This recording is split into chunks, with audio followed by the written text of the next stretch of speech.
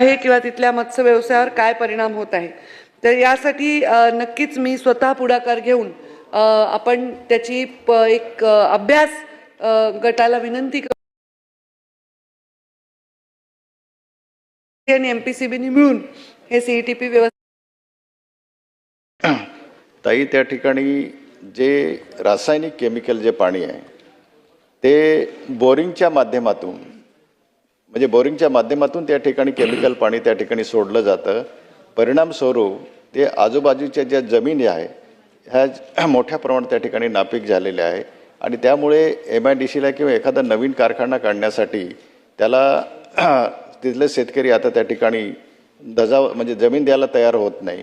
तर माझी आपल्याला विनंती आहे की अशा प्रकारे जी अनियमितता जी आहे त्या संदर्भामध्ये आपण संबंधितांवर काय कारवाई करणार आहात?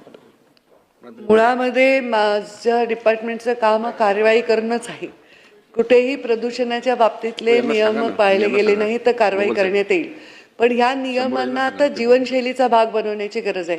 कारण आता हे एन्व्हायरमेंट डिपार्टमेंट नाही आहे, क्लायमेट चेंज डिपार्टमेंट पण आहे। त्यामुळे आत्ताच मी माझ्या सचिवांशी आणि MPCBचे जे मुख्य आहेत अधिकारी त्यांच्याशी चर्चा करत होते की आपण जे पाण्याचं मॉनिटरिंग आहे त्याचं रेग्युलर केलं पाहिजे। ते काही महिन्यातून 15 दिवसातून सॅम्पल न घेता कंटिन्युअस मॉनिटरिंग आपण जसं एअरचं करतो तसं केलं पाहिजे। आणि आत्ताच मी जस्ट आपल्याकडे लाईव्ह ॲप आहे त्याच्यामुळे मी तारापूरचं आत्ता AQI मागवला, तो AQI आत्ता तरी समाधानकारक दिसतो आहे या क्षणाला, पण मला याच्यावर समाधान राहणार नाही। याचं कंटिन्युअस मॉनिटरिंग आणि कंटिन्युअस याच्यावर उपाययोजना करायला आम्ही सकारात्मक पाऊल उचलू। शेवटचा प्रश्न कोसकर साहेब। राजेंद्र गावी साहेबांची लक्षवेधी मांडलेली आहे।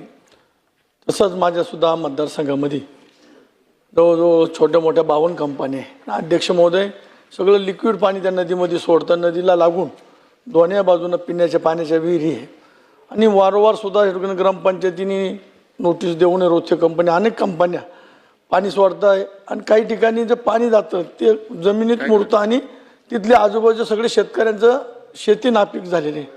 अध्यक्ष महोदय माझा सुद्धा पेशी प्रश्न आहे की त्या ठिकाणी ज्या ज्या कंपन्या आहेत त्या कंपन्याचं पाणी त्यांनी ऑडिट करावं, चेक करावं आणि जेणेकरून बऱ्याच वर्षापासून